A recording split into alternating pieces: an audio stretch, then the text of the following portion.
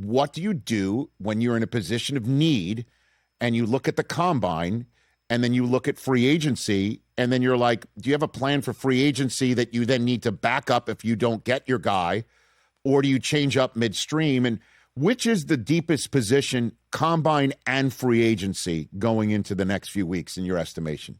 Ben. Edge rusher for sure. There's so many guys, right? And that's before we even get to the Max Crosby trade. Like just free agency wise, Trey Hendrickson is up and Jalen Phillips are up. Both those guys are big deals. Odafe Owe, who had an enormous year with the Chargers right after the trade from the Ravens.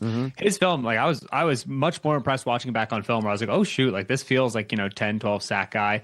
But then you get deeper, right? And you start talking about the boy Mafe who's coming out of Seattle. He's available. Caleb on Chasen, Joey Bosa's up this year. Like there's just dudes on dudes at edge rusher this year in free agency. And if there's not a particular body type that you're looking for, the draft is great this year for these like bigger, longer, stronger guys. Zion Young out of Missouri, Gabe Jackas out of Illinois. There's some like denser dudes. If you can't find an edge rusher in this class, man, then you can't find an edge rusher. Like I don't know what to tell you. There's so many guys this year. Yeah, I think Mac as well is available if you want to go snag him. So there's some real OGs. And again, I'm just wondering the fact that Tank Lawrence, after a decade in the business, being added to Seattle, where they love just constantly churning one defensive lineman fresh off the bench after another, that might not be another reason why you could just sit back and maybe get an OG, get somebody who's been at it for a while.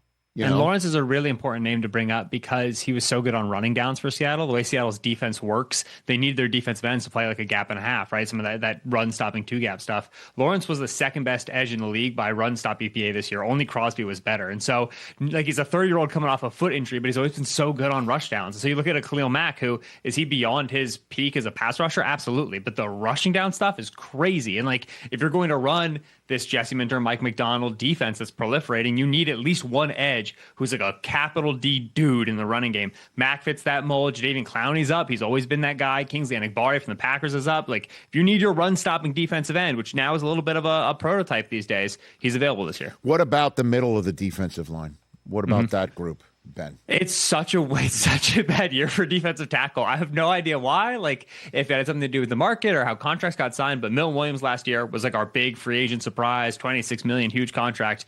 This year, the best free agent defensive tackle is John Franklin Myers, who was a rotational guy for the Broncos, still a good player, a little bit older. And then after that, it is Calais Campbell, if he wants to come back. It's David Onyemata. It's Sheldon Rankins. It's a lot of like the familiar, 1 year, $6 million guys that we typically hear about. It is not a good year for defensive tackle. And then the draft is a lot of unsure dudes. Peter Woods out of Clemson, Caleb Banks out of Florida. We expect both these guys to go round one, but it's more of like a weird class, bad positional value, less of like, oh my gosh, Dexter Lawrence is in this class. It's not that caliber. So defensive tackle this year, I don't think it's going to be the year you see a lot of movement. It might be some weirdly big contracts in free agency, just as guys go like, reaching for the middle tier of options because the top tier isn't there at all.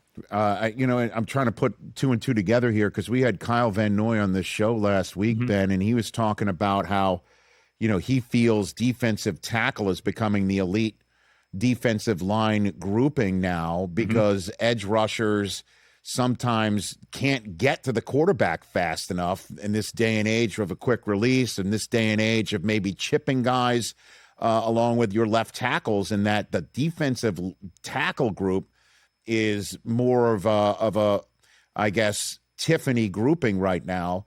And you're saying that there's few on the market. Maybe it's just because teams that won't let them go. Like they're going to re-sign these guys.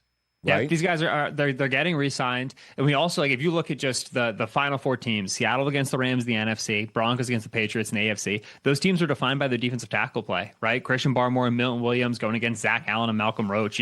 What Kobe Turner, Braden Fisk have been on the interior, Poona Ford there with Seattle. And then we all know with the Rams, we all know with Seattle, Byron Murphy there and Dexter Lawrence. Like you have to build defenses through the spine. That's what we're seeing in the modern NFL, up the middle, right? Starting defensive tackle and then moving back to linebacker and to safety. So these guys are getting secured for big contracts now because the market was a little bit depreciated. They weren't getting those big deals. So once we realized their value, it's easy to sign them. Now you're seeing that top of the market expand where Milton Williams is getting that huge money, where Jeffrey Simmons and Chris Jones are signing these massive extensions. When guys like Jalen Carter, and Kobe Turner start to hit free agency in the next 1 to 2 years, that's when you're going to see, okay, this market really takes off, and now maybe we'll see a little bit of a settling down, and we'll see some more guys enter free agency. Hey, you made it all the way to the end. Thanks for that. Check us out every single day streaming live on Disney Plus and the ESPN app 12 to 3 Eastern.